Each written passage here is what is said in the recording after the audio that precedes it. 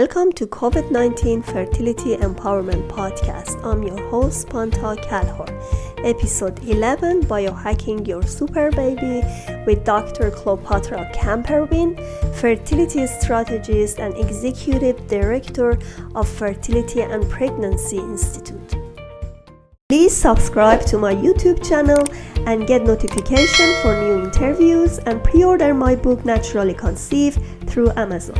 Get pregnant by unleashing your reproduction power.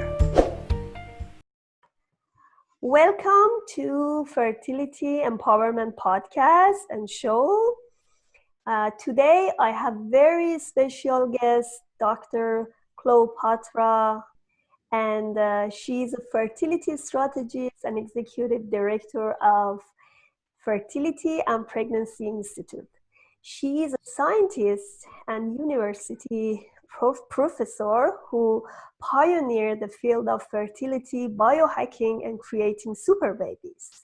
To date, Dr. Cleopatra has scientifically studied tens of thousands of women and families and has helped women in 18 countries on 6 continents biohack their super babies. She has received nearly $3 million in grant funding from National Institute of Health, the National Science Foundation, the Robert Wood Johnson Foundation, and others.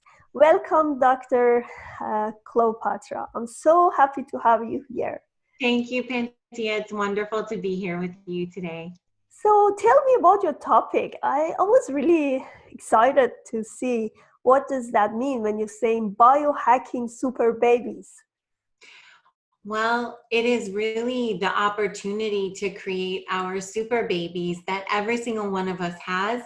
And let me first tell you what I mean by super baby, because I think that that's really, really important. Super baby does not imply comparison, comparing one person's baby to another baby. When you get to have your super baby, it means that you get to have the healthiest, happiest, brightest, most well-adjusted baby you can possibly have, given your DNA and your epigenome, which is how your DNA express themselves and how they combine with the other person who's providing DNA for your child, whether that's your partner or somebody else. So that's what it means when you get to have your super baby. And the trick to having our super babies, the secret to having our super babies, is what we call the trimester. The trimester is the 120 plus days leading up to conception, when we literally have the power to change the quality and the expression of the genes that we pass down to our babies. And actually, from science, we know that this crosses at least 2 generations. So it means not just our babies, but also our grandbabies. So the trimester is just like it sounds. It's prime time, it's prime real estate, and it's the opportunity to prime and prepare our brains, our bodies, every single part of ourselves, every single part of our lives, including our relationship, for having our super babies and for providing the very best epigenetic foundation for our babies. And as I said, our grandbabies. We really need to think of the trimester as one of the most important and valuable windows of opportunity we will ever have as human beings. Beautiful. Yes, you're right. It's like more than 3 months, 100 days. 120 days. It's actually 16 weeks, 4 months. 4 months. Okay, Yeah. You're right. Yeah, we really need this time to get ready. So we shouldn't rush into it, as you said. We need some preparation. You know, it's a really interesting question, because at the Fertility and Pregnancy Institute, we work with a lot of women who are high achievers, who have stayed in school longer, who focused on their careers, waited for the perfect conditions to have their babies. Maybe they were waiting for their perfect partner, their prince or princess, or their non-binary regal person, or they were waiting to own a house or to have a certain amount of money in the bank or to have reached a certain status in their careers. And because of that, they are having children later on in their reproductive span, as I call it. And when they come to us, there's so much anxiety around the time pressure to Exactly. get pregnant, to have our babies, especially if we wake up one day and are like, oh my God, did I wait too long? I did everything I thought I was supposed to do, and now here I am at the age of 40 or 42. And what do I do? Do I even have time? And so the women are often really concerned. Our mamas are often really concerned about the possibility of taking time to trimester. And especially when you talk about taking 120 days to trimester, people can feel really, really anxious about that. But the important thing to know is that by taking the time to trimester, we almost always can buy ourselves more time, because in the process of trimestering, we get to reverse reproductive aging to the extent that that's possible for an individual. We get to reduce risk of miscarriage and chromosomal abnormality and other kinds of pregnancy complications, which means that once you get pregnant, you're much more likely to stay pregnant and to go on to deliver at term and have your super baby. So taking that time is really valuable. And if you think about it, it makes perfect sense. There's not one other thing that we do in our lives that we value so much that we don't prepare for. We plan and prepare for the kind of major that we're going to have in college, for the internships we're going to have, for the career that we're going to have. We even plan and prepare for the body that we want for summer. We plan and prepare our wedding day. We take so much time to plan a wedding day. Of course, we want to plan and prepare and trimester for having our babies. That is the most important thing that we will ever do if we decide to have children, is having our babies. And Great. so taking that time is hugely valuable, both to us and to our children, and really contributes so positively to the state and the soul of the planet. Because think about it, if we, every single one of us, trimestered, we would be so ready, not just epigenetically, but physiologically, psychologically, in terms of our romantic relationships. So as a family unit, for having our babies and for the transition to parenthood, or to the transition to parenting multiple children, it would ripple out into the world and change the state of our planet. And I hope one day we will get there. That's definitely my goal. Beautiful. So let's say somebody comes to you and Mhm. say, okay, I've tried everything, IVF, IUI, all the treatments. I'm healthy and I don't have any fertility issues. Why I don't get pregnant? Why do you say to her? That is such an important question. So, the first thing I want to say is that fertility challenges are equally likely to originate in the female, the male, and at the couple level. So, and I say male and female because the scientific data are on heterosexual couples, but at the Fertility and Pregnancy Institute, we serve all couples, all families. We support all formations of love and of family. So I just want to say that because that's really important to us. Our number one core value is deep impact, access, and inclusion. So speaking to the data, fertility challenges are about 30% of the time originating in the female, 30% of the time originating in the male, 30% of the time originating at the level of the couple. And I'm going to say more about this in just a second. And then approximately 10% of the time get diagnosed as what is called unexplained infertility. I put infertility in quotes because the reality is that there are very few people in the world who are truly infertile or truly sterile. So we don't use infertility, we use the term fertility challenges. And so what we know is that probably some percentage of that, some proportion of that 10% who are diagnosed with unexplained fertility challenges are also at the couple level, which means that if you look at each individual in the couple, you can't identify any physiological origin for the fertility challenges, but for some reason, when the way the couple combines, they experience together conditions of subfertility.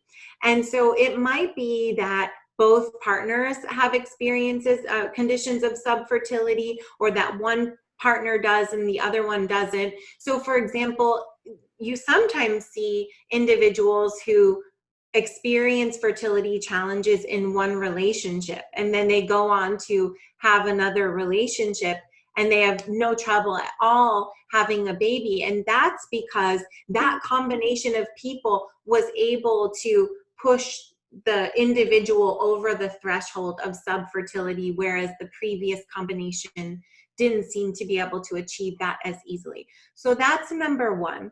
Number two, I always say that our fertility is a complex network or system. Now, complex doesn't mean complicated. It just means that there are intricate relationships among the parts. So you can't look at the parts by themselves. You can think of the neural network in the brain. You can think of what a cell phone network looks like. You can think about the way that viruses spread. That's also a network. Viruses spread along a social network. Our fertility has a similar complex network.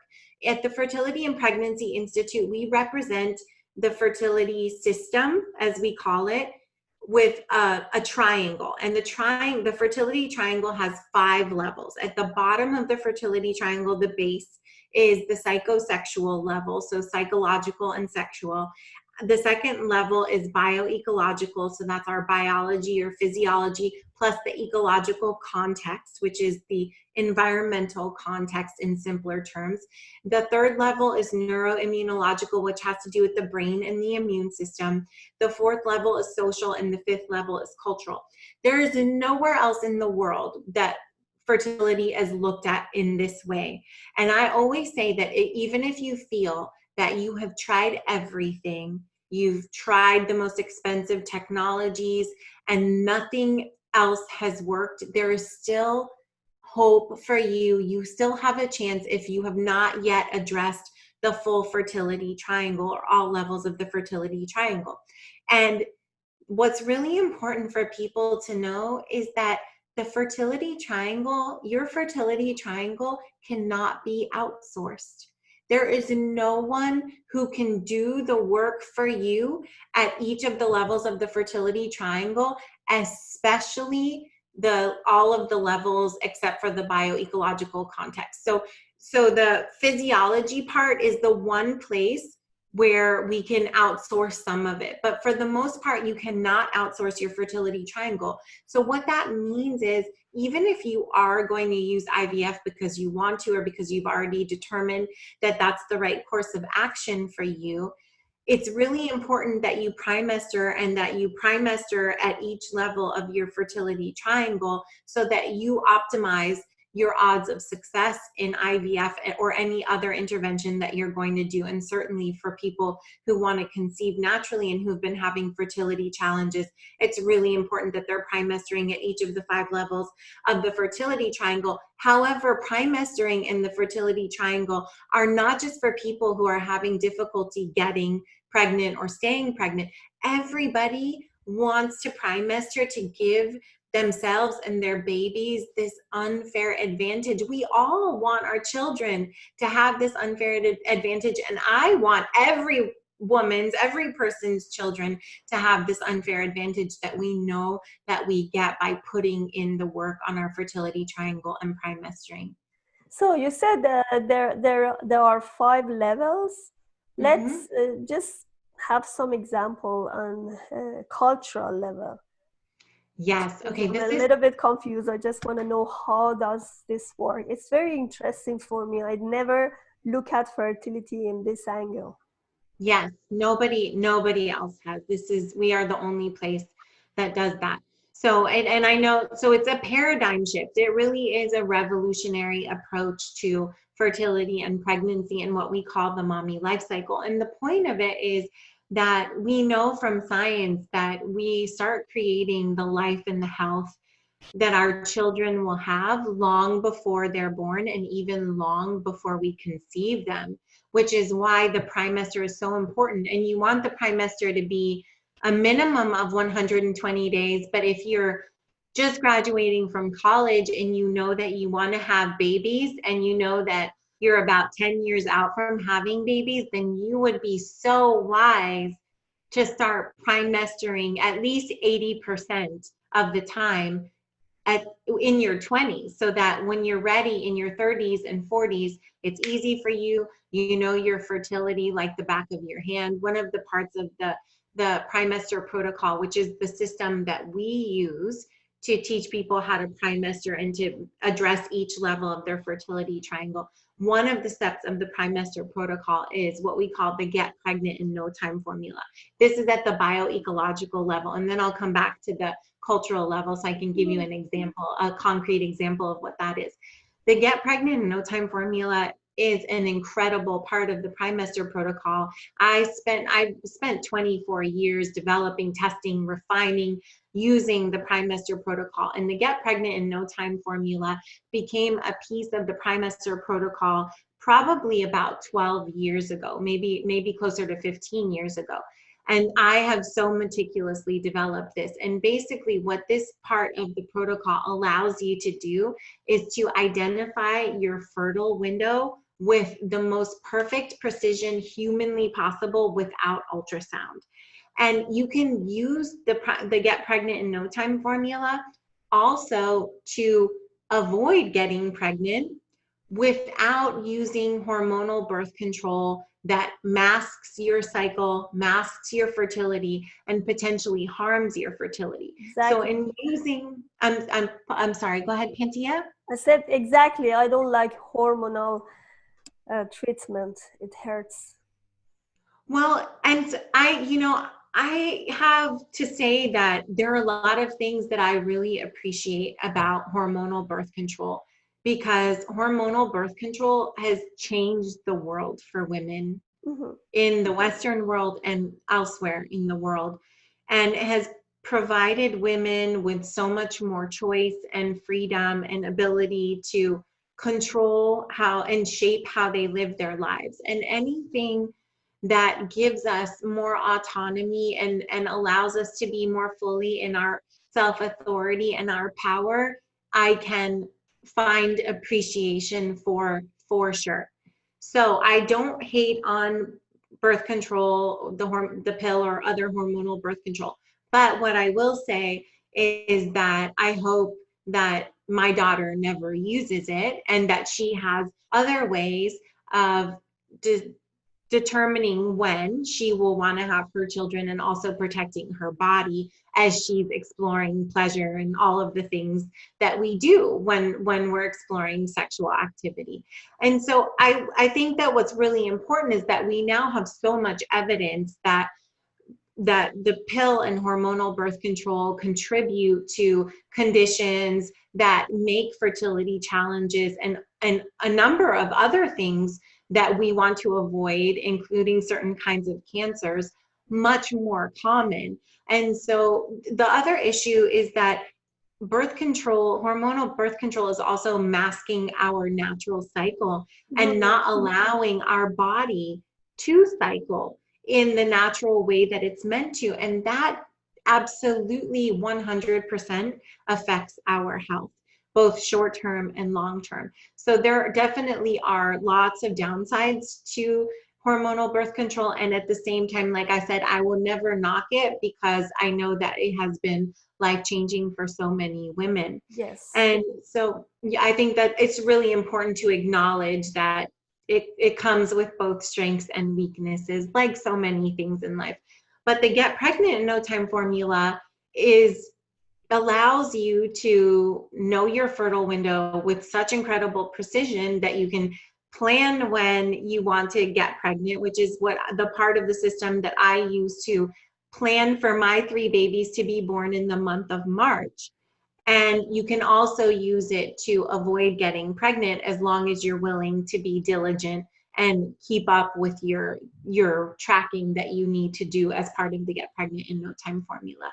So what I love about it is that you identify your fertile window so precisely, but in the process of learning about your cycle and your fertile window, you're also not harming your fertility. In fact, quite the opposite. By the time you're ready to have your babies, you know your fertility so perfectly that you probably don't even need the tools anymore. Like I know my fertile window. I mean, I still do the get pregnant in no time formula to this day, but I have the same cycle that I've had since my 20s and probably even before that.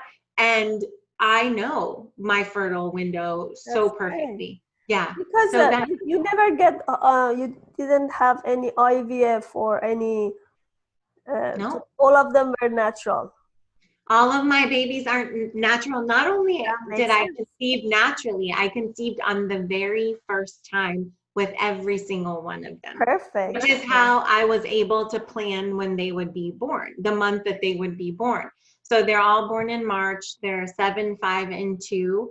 And I was almost 35, almost 37, and almost 40 when they were each born. So How did you come to this field? It's interesting.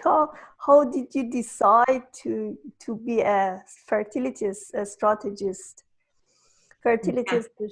Because I know you are psychologist, doctor. Yes, Yes. yeah. I have a PhD. I don't have an MD.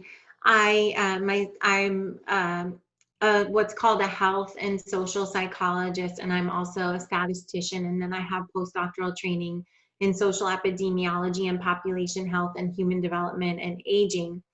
And it's my obsession, and it always has been. I I I'm such a woman's woman, and I have always been obsessed with fertility and pregnancy. I lost my own mother at birth. And so I've started paying very close attention very early in my life to moms and what they seemed like they needed, what they seemed like they were lacking, what seemed to be the difference between the ones who looked like they were just flowing through all of it so easily versus the ones for whom everything looked hard and effortful. And even long before I officially became a scientist, I was behaving like a scientist, observing them, studying them, getting to know what they needed, and looking for the patterns and looking for the pieces that nobody had ever noticed before, which is why at the Fertility and Pregnancy Institute, our mission is to see what others can't, using the best of science, love, and commitment to help high achieving women ensure that their biological clocks can keep up with the rest of their lives. And that's because that really has been my gift, to see what others can't, which is how I could see the fertility triangle, even though nobody ever knew that the psychological component or the cultural component or the social component were so much a part of our fertility system. Okay, get back to that cultural, Yeah, cultural and okay. social. Now Let's talk about those. yeah. So let me give you a concrete example at the cultural and social level. So at the cultural level, I want you to think really carefully about the messages, whether spoken or unspoken, that you received from your mother, maybe also your grandmother, other female relatives, and just the women in your circle of influence as a child about the meaning and value of fertility and pregnancy and motherhood. Did you see fertility did you see through other people's eyes fertility as something that was hard, that would challenge you, or that came easily? Was motherhood full of sacrifice and pain? And when you became a mother, you had to give up your dreams and you became a fraction of the woman that you were before, or that you were meant to be? These messages that we are handed down across generations are really influential in the formation of our own ideas and beliefs and fears about fertility and pregnancy, and taking that leap of faith that is motherhood, I because like that. motherhood is a leap of faith. So one of the things that we do at the cultural level is, in addition to looking at intergenerational stress and trauma, and the good side of it, what we call intergenerational bliss. And that's what we work to create more of. One of the things we work to create more of in terms of epigenetic influence in the Primester protocol, we are looking at what we call a Primester genealogy. So really mapping out and getting very clear on what were those spoken and unspoken messages that were passed down to us from our mothers, our aunts, our sisters, our grandmothers, the other women that we observed in our community and our families, except in the world, and really examining the beliefs that were passed down to us and whether we want those beliefs, whether we agree with those beliefs. So we do that in a very meticulous way using what we call the Primester genealogy. So that's just one example of what we do at the cultural level. At the social level, one of the things that we're looking at is, in a big way, is the romantic relationship. Assuming a woman is coming to have a baby with us in the context of a romantic relationship, we have lots of mamas who have decided to go for having a baby on their own because they haven't met their perfect person yet or whatever, so they're going to use a sperm donor. And so that's not always the case that there is a relationship, but even the absence of the relationship is an important piece of the social level of the fertility triangle. So whether there is a relationship or there isn't a relationship, this piece of the social level is very important. And it's really interesting because I don't think of myself as a relationship expert in any way, but one thing that we see time and time again in our data, because we collect tons of data, we collect both quantitative and qualitative data, and we have been collecting data for years and years and years already, is that relationships are transformed during the primester. Couples report becoming so much closer. They report becoming so much healthier emotionally, mentally, and physically together. They report feeling so much more prepared for parenting with one another, that their intimacy is back, that sex is fun again instead of just being robotic in service of making a baby, or that that's it's so huge, right? And also so even much stress. I know that.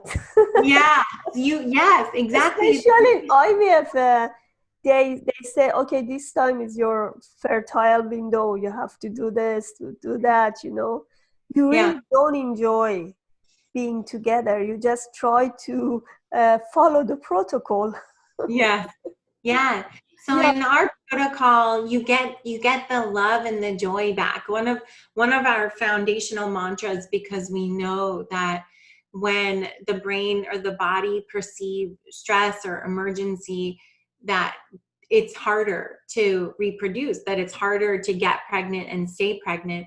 The parts of the brain that are involved in safety are also involved in reproduction. And so if the brain doesn't perceive safety, it puts reproduction on the back burner. It doesn't allow us to reproduce. And that's just a function of the central nervous system and the way that we evolved, first and foremost, to ensure our survival and then survival of the species. Mm-hmm. And so that's why safety will always be put before reproduction. So one of our mantras is, as many moments of every day as you possibly can, step out of stress, step out of emergency, step out of trauma, whether it's a trauma that's happening now or an old trauma that you're still reliving or somewhere inside of yourself and your body, and step into peace and pleasure. And I think that peace and pleasure, they sound like really nice and sweet, but they don't sound essential for life or for fertility. But the truth is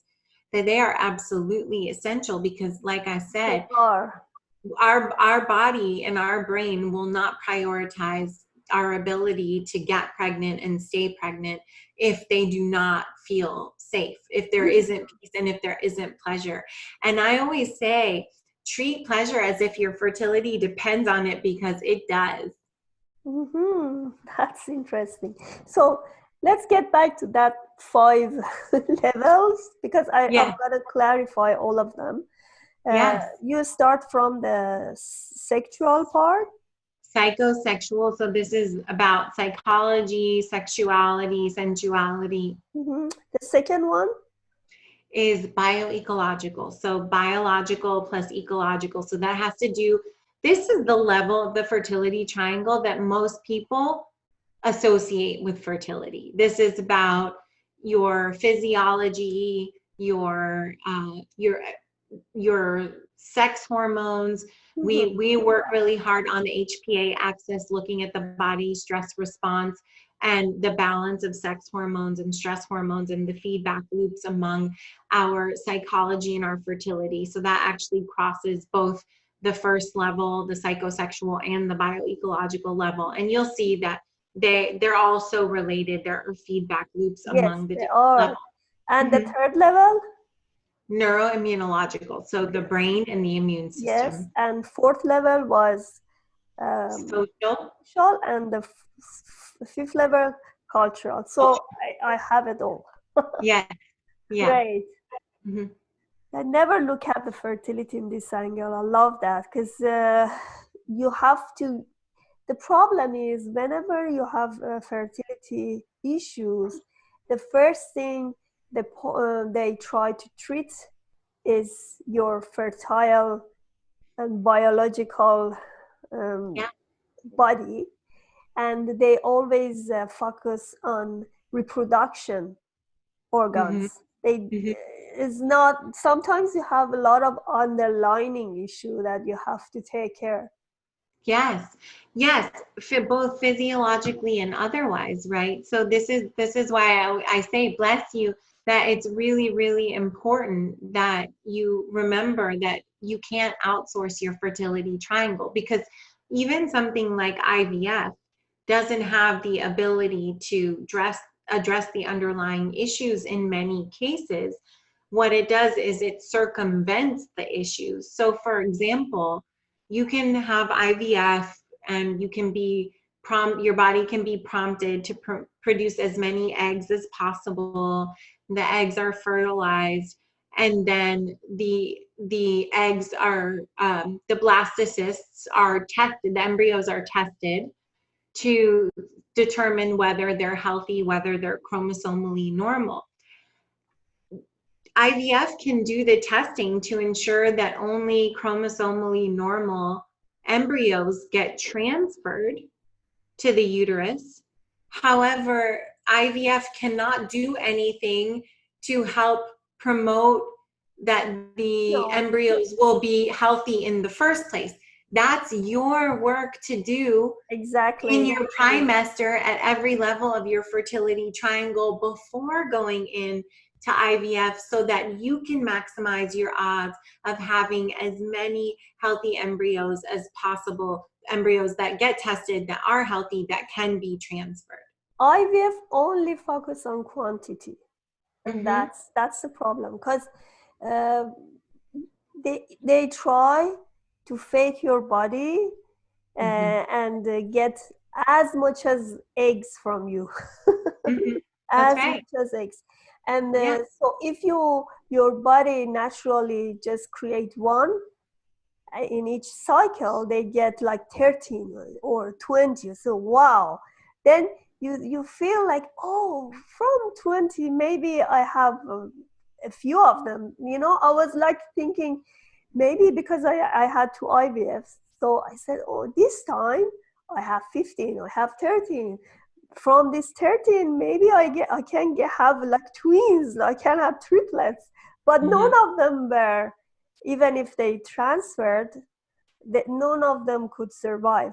So you Mm-hmm. see, it's like it's faking this 13, 15, and then you see, oh, nothing happened. And but Well, in natural pregnancy you only have one, and that one have lots of nutrition and lots of good quality things because it could be created naturally.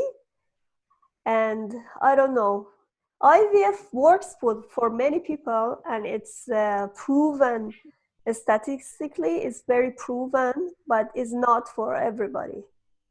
Well, I think the important thing to remember is that conception is in many ways a numbers game. So the reason why IVF would focus on quantity is because the more you have, then the more likely you're going to get healthy ones.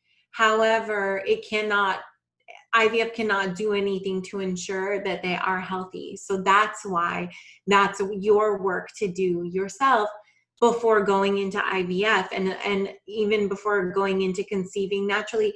It's just like if you want to run a marathon, you don't wake up one day and decide to go run a marathon that day.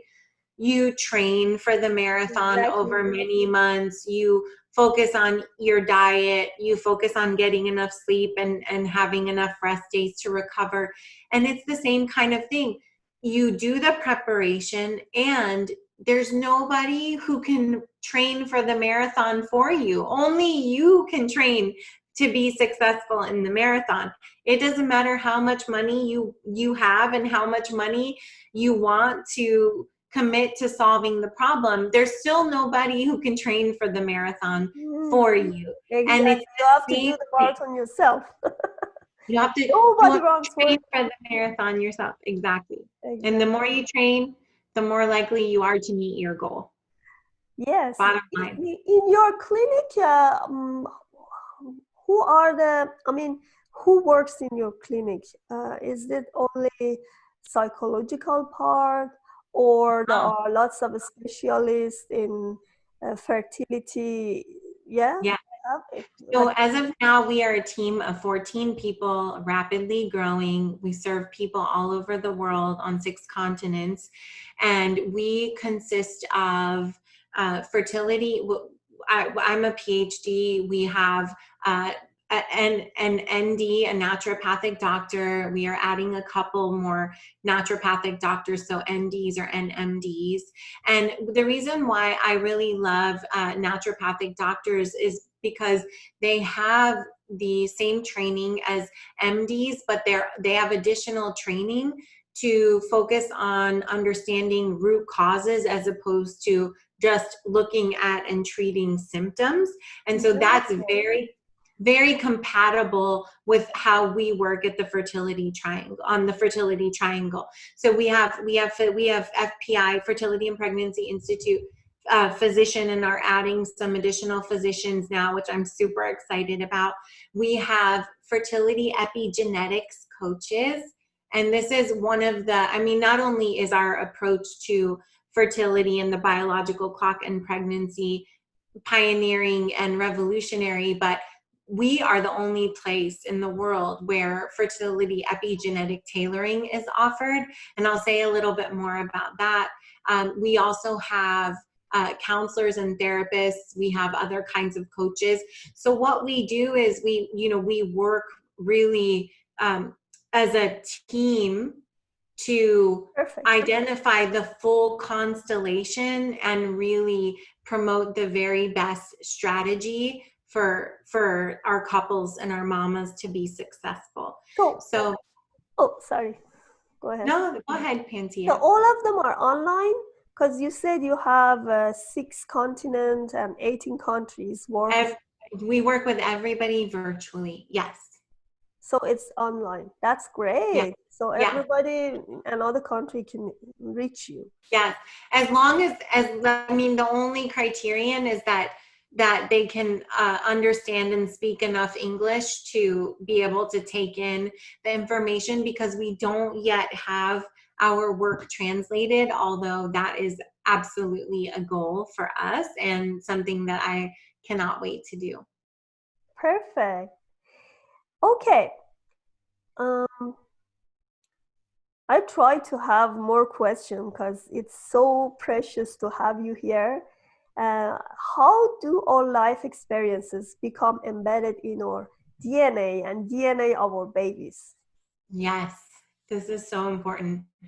This is the process of epigenetics, which is everything that we do is based on science and data, and specifically based on the science of epigenetics, which is how the internal and external environments shape the expression of our genes. Through our internal and external environments, genes can be suppressed, genes can be activated, which is why even in identical twins who share 100% of their DNA, there will be significant differences in the way that they look, the way they sound, the way that they behave, etc., because they have, as two individuals, even with the same exact DNA, their own unique experiences of their internal environment and their external environment. So that is the way that our life experiences become embedded in our biology, become embedded in our DNA, and that is passed down across generations, what we call the intergenerational transmission of health. And we hear a lot about this now: intergenerational stress, intergenerational trauma. These are examples of that. And that's why primestering is so important, because during that time of the primester, we can be very deliberate about what we do and don't want to pass down to our children. So for example, for me, I had a very difficult beginning to life, and my family legacy up until my generation was one of a lot of hardship, a lot of suffering, a lot of sacrifice, a lot of pain. Life was more like something to survive and endure rather than something to enjoy. And I'm an immigrant. My parents came from Egypt, and from incredible poverty. My dad was from a very rural part of Egypt, from a village, where they didn't even have schools when he was growing up. To this day, the floors of the houses are like outside the ground, from outside, they're like kind of like mud houses there. And so there was so much suffering in my lineage and my legacy. And my commitment in my primester was that my children could be and would be joy, and they would be free, and they could enjoy life and live life to be joyful, and for it to be a beautiful thing, and not just something that was hard and that had to be endured. And that was such a deliberate decision on my part and my husband's part, and what we did together in our primesters for each of our babies, and how we recommit every day to creating our family culture and to creating the life that we live with our children. It's such a deliberate process. I like it. You I see, like it too. what you say is so interesting and so heartwarming, because you are going to be your baby's host. And that's why you have to be ready for this guest. That's a beautiful example of what you did. Prime Minister is so precious time. So true. Yeah. And then you're right. I'm from Iran, and Iran was in war for years. Mm-hmm. And the children from war, they have their own issues, because we were not in peace those days. And even if that's finished, but it still stay in my mind. That's why I wanted to be in peace, in a peaceful country, and live and immigrate somewhere else.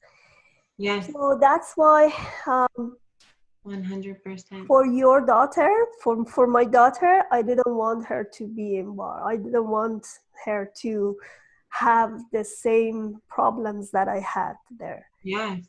Yeah, you're right. And you are a miracle that you survived that, and you're here, and that you got to actually, give your daughter something. There is no war. It's been long time ago. It's finished. I'm so familiar. I'm so familiar with the history of But Iran. those days, when you can't believe it, I predicted my having a daughter, even I was not married those days. I said, if I have a baby, if I have my daughter, I'm gonna have my daughter, and I want her to be free and happy and peaceful.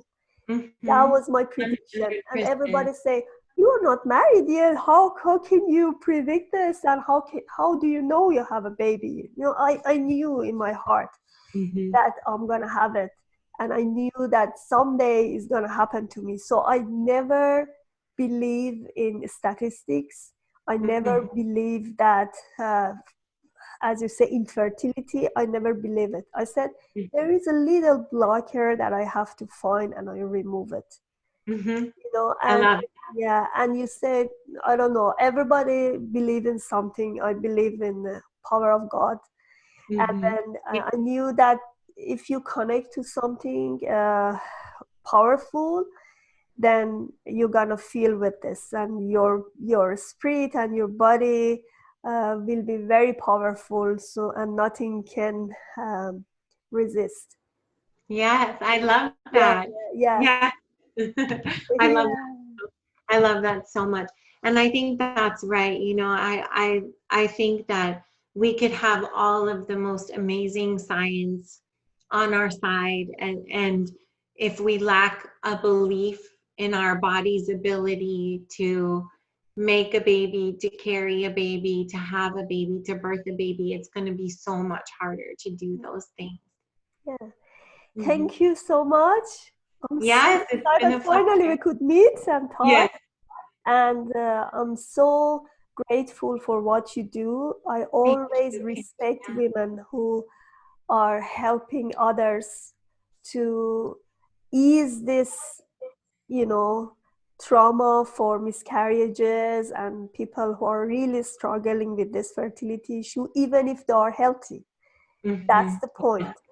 Yes, And that's a big help and big work that you do.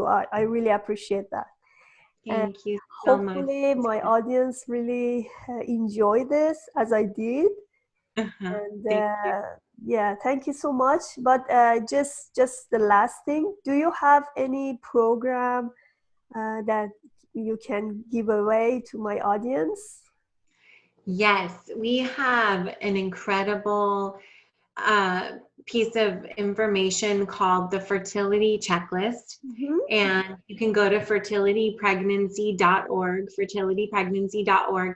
Right there on the home page, you will see a place where you can download the fertility checklist, and it has incredible science-based secrets for igniting your fertility right there and then, things that you can do. It literally takes 2 minutes to check off and go through and do, and it's really powerful. Fertilitypregnancy.org. Mm-hmm. Okay, Yeah. perfect. Thank you so much, Cleopatra, for being. You're welcome. Thank you for having me. I really appreciate this work Oh, that you're doing. another one. You have a upcoming book, right? We do. I do. I don't have an exact publication date, but sometime in 2021, and it's on the trimester. 2021 in August? Next year. We don't have an exact date, but sometime in 2021, next year. Oh, okay, next year.